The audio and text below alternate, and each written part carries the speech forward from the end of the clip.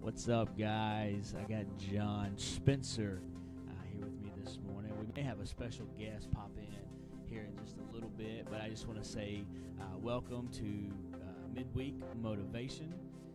Pretty excited about this week. We're praying that we got all of our technology stuff worked out.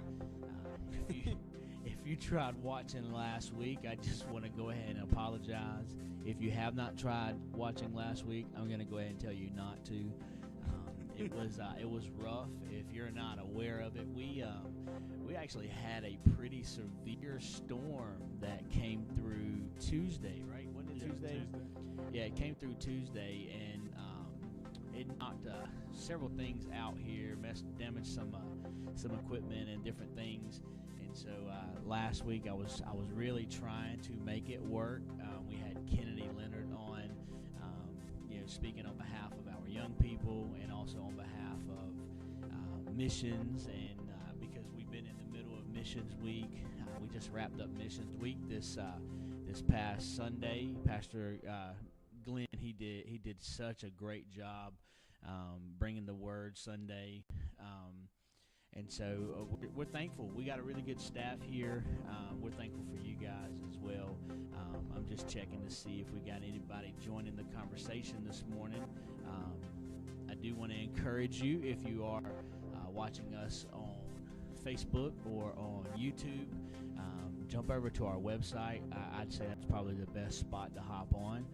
But if you do not want to jump over there, I do not hold it against you. If you are on our social media accounts, or if you are on our website right now, let me know that you're there so that we can give you a shout out. I'm trying to get the Facebook one pulled up. There we go. Let's see if we got anybody joining on with us. We got one comment. Oh, that's us. Rachel. Good to have Rachel with us. Rachel is a faithful one that jumps on with us every week. I'm pretty excited about what we're going to be talking about today. Trying to get my man Sean. Shout out to Sean Witt. He's a busy dude, but I was trying to get him on. Good to have you with us, Patricia. But he couldn't line his schedule up this week, and so John and I were talking yesterday, and then Cody Weddle and Brandon Moore are both a part of our team. Good to have you on, Kelly. If you guys will, just let us know in the chat if everything looks and sounds good. I'm all nervous with what happened last week, man. Make sure we're not cutting in and out here every yeah, be 2 like, seconds. Yeah, I thought about starting the show like that, but then I was afraid that people would jump off. I don't want that. Hey, Sarah, good to have you with us.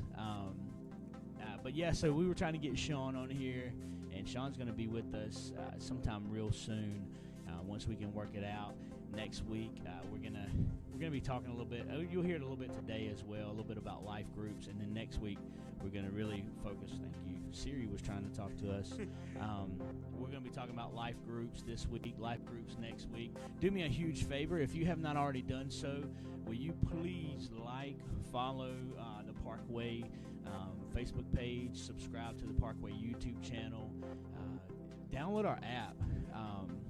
We got Karen with us. Good to have you, Karen. We got Vicky. Hey, Karen, I don't know if Billy talked to you, but you guys might be on the show next week, which would be great, man. That would be such a blessing. But subscribe to our YouTube channel, download our mobile app, and when you download our mobile app, make sure that you turn on your push notifications. Some of you guys may have gotten a push notification by now saying that we are live. I just got mine. So do that. Again, you can watch and chat on our website. Yep. Yeah. Good to have you on, Allison. And Cody, there's my man, Cody. I was trying to get Cody on the day, but he's working today, Sarah. If you got any questions, he's actually working. That's what he told me. Well, look, without further ado, we're going to kick this show off. I think I'm done with I'm not done with the announcements. a couple more things. Missions pledges. We are so close to our goal. I know this is not what Midweek Motivation is about, but we are so close to our goal. So if you have not already made a mission pledge, you can go to parkwayroanoke.com/give, and you can give there. And every penny that you give, we don't just hold it here. We actually put it into local missions, global missions. So please put in your pledge today, and then we have a few very limited Glory shirts still available, and some Night for the Nations shirts. So go ahead and get you some. Yeah. And without further ado, we bring you Midweek Motivation.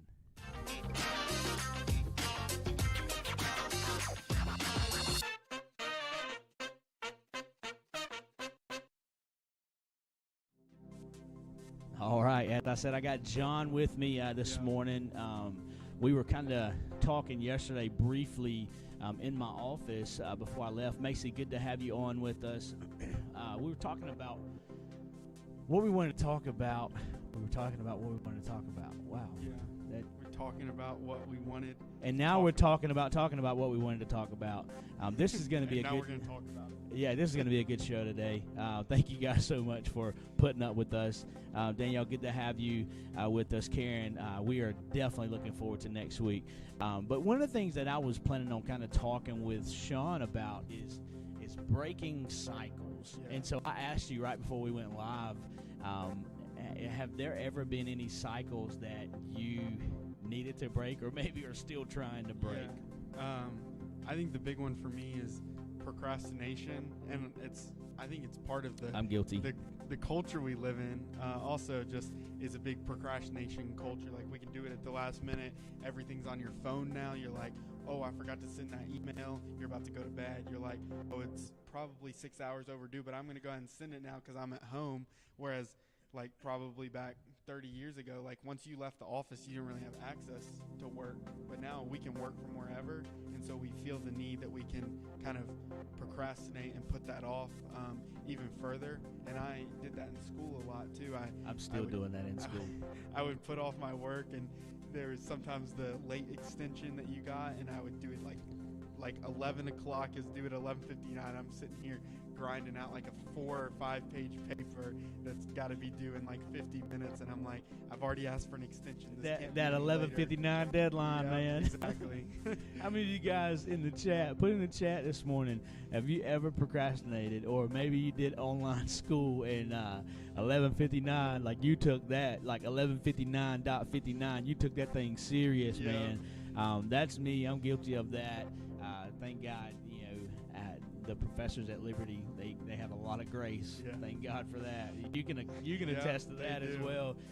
Being a student at Liberty, soon to be graduate of Liberty, right? Yeah, soon. It's pretty close. I'm getting pretty close too. Yeah. Maybe we'll graduate together. Yeah, we'll go up there and walk the stage man, together. that would be cool. Yeah. So shout out to all the procrastinators. That is a big cycle that a lot of people oftentimes deal with. One of the cycles to kind of take this completely in a different way. One cycle that people struggle to break is a cycle, almost like a generational curse. Yeah. We think my dad, and I'm not talking about my dad here, okay? But we think my dad was an alcoholic, so I got to be an alcoholic. Yeah. Or we think my mom, she messed around in ways she shouldn't have messed around with, and so that's kind of the mentality of who I have to be. And then even a cycle that isn't necessarily a bad thing, but can put some unnecessary pressure. My dad was a preacher, so I got to be a preacher. Yeah.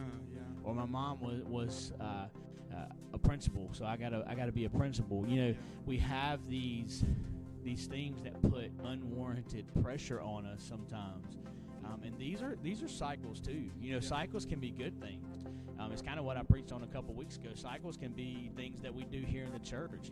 That specific order of service. And sometimes we have to break these cycles in order for God. I see we got Christy raising her hand in the chat. We have to be able to shake these cycles. And for me, one of my cycles, just to be a little transparent, is I struggled for the longest, honestly, with lust and pornography. Yeah. And I'd say that was a bit of a generational curse in a way. But there comes a time where if you keep doing the same things over and over again, you can only expect to get the same results over and over again. And I'm actually going to hit this a little bit next week, possibly in this. But the thing is, we have to find a way and people to help us break that cycle. Yeah. So have you broken your cycle of procrastination yet? I'm still getting there. I think I do a better job now that I'm in the workplace, and in school you're held to a standard, but I would say in the workplace you're held to even a higher standard, because I just think about it like if I'm preaching on a Wednesday night starting at 6:45, and there's no 1 week extension on that, it's got to be done or it's not going to be done, and then that's when it falls to you. And so I still sometimes will procrastinate on that, and sometimes it's genuinely just the fact that I don't know how the message is going to come together. I'll walk in on a Wednesday morning, and a lot of pastors do this. They don't know how the message is going to come together, and I'll just sit there and pray. I don't know how this message is going to come together, but I know it will.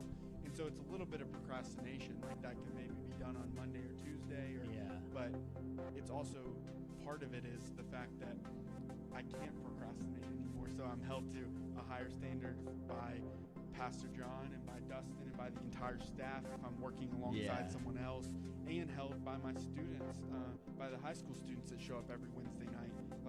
I'm held to a standard by them whether they know it or not. I have to be ready for them, or else it's just the ministry's going to just slowly decline, and people are going to stop showing up if there's nothing going on and procrastination's happening. Yeah, and I think one of the things you kind of hit on there, a lot of times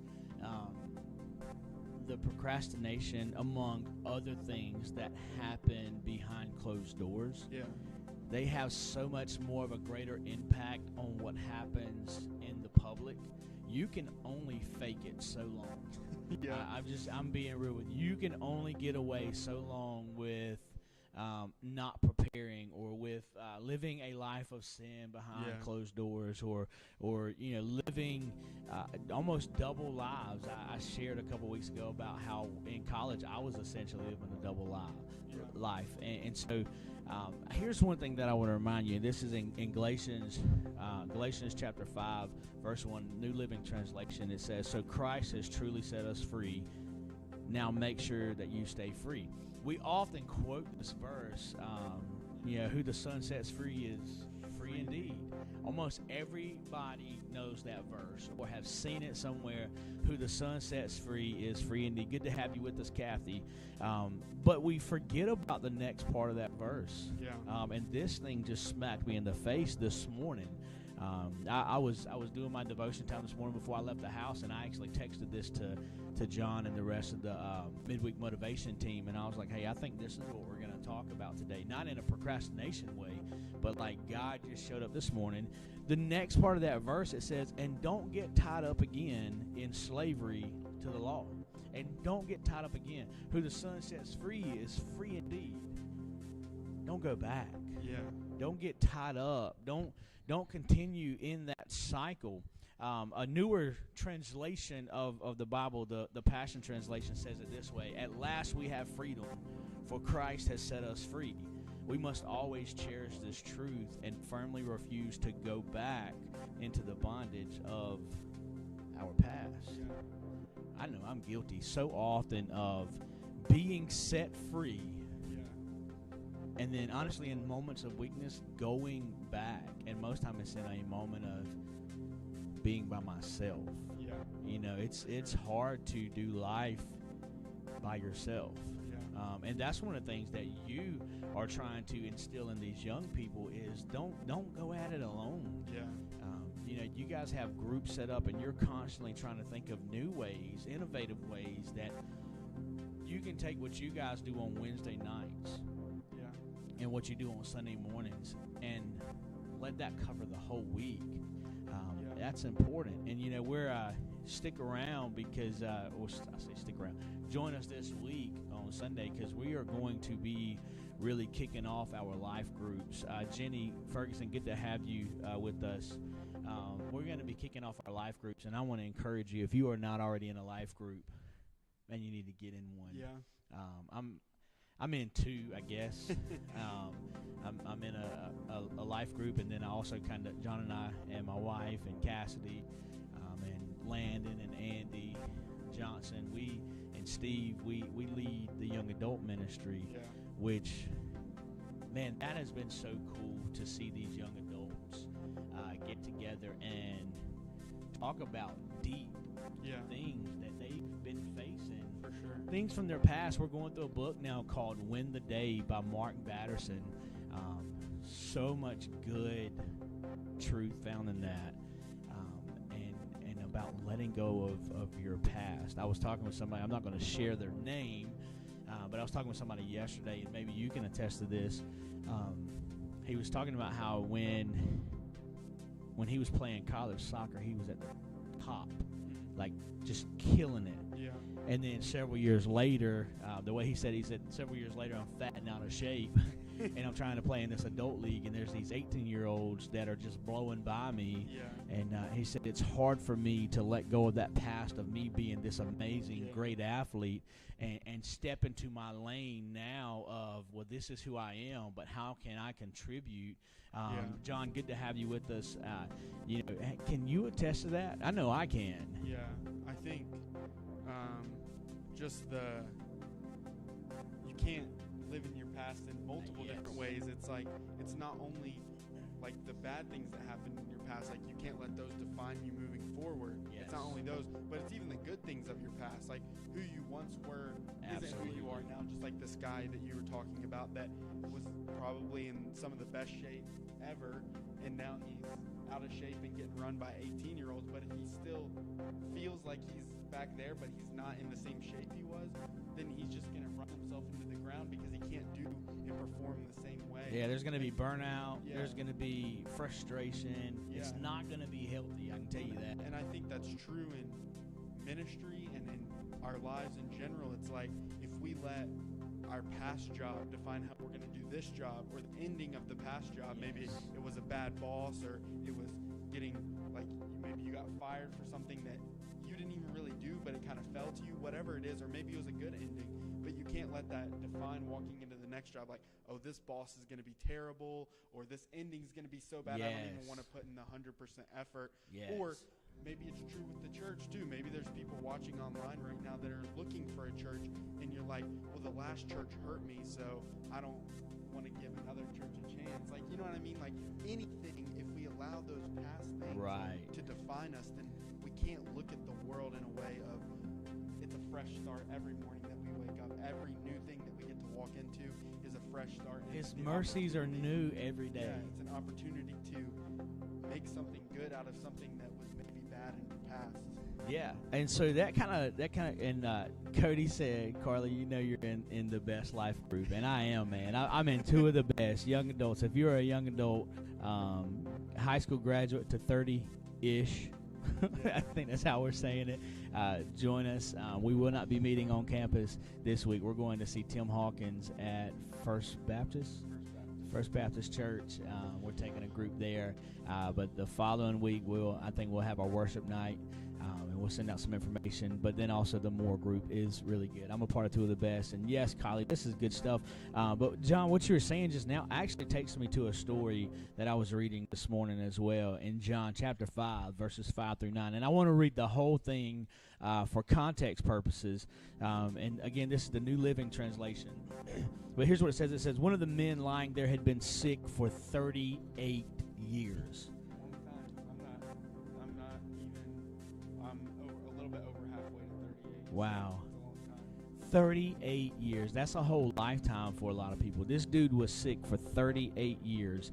And then when Jesus saw him and knew that he had been ill for a long time, he asked him, would you like to get well? Would you like to be made whole? And here's his response. And sometimes I think this is our response to the things that we face in life. He says, I can't, sir. I can't, for I have no one to put me into the pool when the water bubbles up. Someone else always gets there ahead of me. And Jesus told him, he says, stand up, pick up your mat, and walk. And instantly this man was healed. He rolled up his sleeping mat and he began walking. but this miracle happened on the Sabbath. This man had been sick for 38 years. Yeah. And God didn't say to him, dang, bro, you've been sick for a long time. Sorry, there's no hope. Like, he didn't say that. He wasn't like, man, it sucks to be you. And sometimes, even we as believers, we almost lack faith when it comes to someone being sick, someone who's been battling cancer for their whole lives. Yeah. We almost write them off like, man, you've been sick for a long time. God ain't healed you yet. I just pray that you go peacefully. Yeah. And, we won't say that, but sometimes that's the mentality that we take. But this wasn't Jesus. Jesus sees this man who's been ill for 38 years, who's been sick for 38 years, and he doesn't say, man, there's no hope for you. No, he says, you want to be healed? You want to be whole? Then let go of that thing you've been holding on to for 38 years. Yeah. Stop making excuses and get up. Yeah. That's literally what he was like, dude, you've been sitting here sick for 38 years and you say you can't get into the water. You say you can't get in. He says, get up. Yeah. Listen, God doesn't consult your past to determine your future. He could have looked at this dude and said, well, you've been sick all your life. You can be sick the rest of it too. Yeah. No, he didn't look at the fact that this man had been carrying this illness for 38 years, this thing that had attached itself, this cycle. He had this cycle of going to the pool, but always making an excuse why he couldn't get in the pool. Yeah. And Jesus says, man, all you got to do is get up. Like, just get up. Give it your best effort. Get up. And here's what he says. He said, I have nobody. I have no man. Some translations say, I have no man to put me in the pool. Yeah. But then the man shows up. The Son of Man shows up. And I say all of that to kind of highlight why it's important. Listen, you need to be in a life group. You need to have good people surrounding you. Get you some people that will come alongside you, that they love Jesus, that they're going to pick you up, and they'll put you in the pool. But this man who's been sick 38 years, he says, I got nobody. Yeah. I don't have anybody who will pick me up and put me in the pool. And Jesus he says, man, suck it up and get up. Yeah. But not only he didn't say get up and get in the pool. He said, get up. You're healed, man. And sometimes it takes, and we're going to hear a story from Brandon on Sunday about prayer and how that's important in life groups. That's why we need people surrounding us, people that's going to pick you up, people that's going to put you in the pool. And I just want to say this, here at Parkway, you should never have an excuse for being alone. Yeah. There are so many opportunities for you to get plugged in. Yeah, and I think to kind of piggyback off of that, I guarantee if you talk to anyone here at Parkway that's in a life group, and they would say, like, since I've been in the life group, I've never had to say I have no one, or there's no one around me. Like, when they need prayer, they shoot that person a text in their life group. Even they'll shoot their whole life group a text, or the people that they're close to within their life group, they'll shoot them a text and say, hey, can you be praying for me? Just like this man, he says, I have no one. But you should never say that here at Parkway. He made an excuse, like you were saying, because he probably could have found someone to help him, but he was just making an excuse over and over again. And that's what we're trying to do at Parkway, is eliminate the excuses. Like, we have life groups, we have these opportunities, we have a Sunday life coming up where you have the ability to meet these life group leaders and to meet other people in the life groups, so that you can say, I have people around me when you're walking through some of the hardest times of your life or some of the best times of your life, and you're having to help pull other people through those hard times. And so I would just challenge you that if you're not in a life group, talk to people. I guarantee they wouldn't be able to say, I have no one. And if they do, then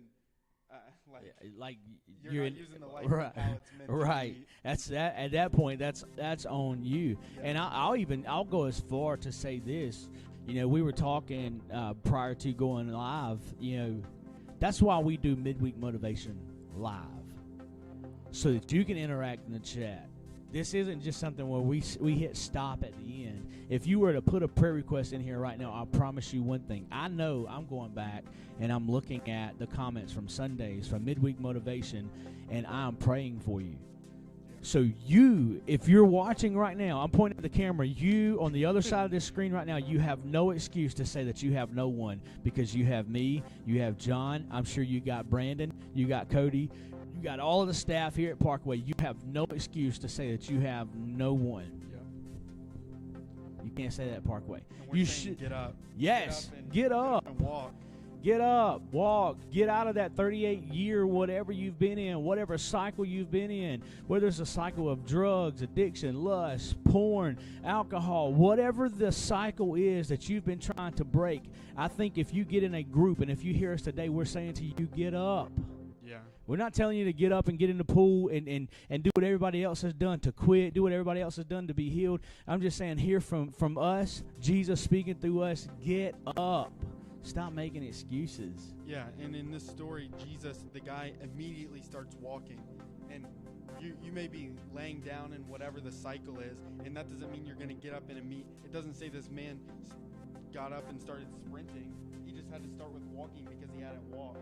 Yes. And so we're going to, here at Parkway and in these life groups and in just the church as a whole, we're going to help you to get up off the ground and start walking. Yeah. You got to start taking the first steps, because this guy doesn't start sprinting immediately. He's not running like Usain Bolt out here. Right. He's just got to put one foot in front of the other, and sometimes that's what you got to do. It's not an instant cure-all immediately. It's just going to drop. Now, Jesus has the power to do that. Absolutely. Don't get me wrong, but in most cases, it's you just got to take the first step. That's of right. Starting to walk. That's right. Healing and in victory. Yeah, and victory, man, that's huge. Clearly define what a victory looks like for you, and we were talking about this in young adults the other day. Let's just go with the classic that everybody. I want to read the entire Bible cover to cover this year. Yeah. Don't start by trying to read the entire Bible. Start with a verse a day. Yeah. And call it a win.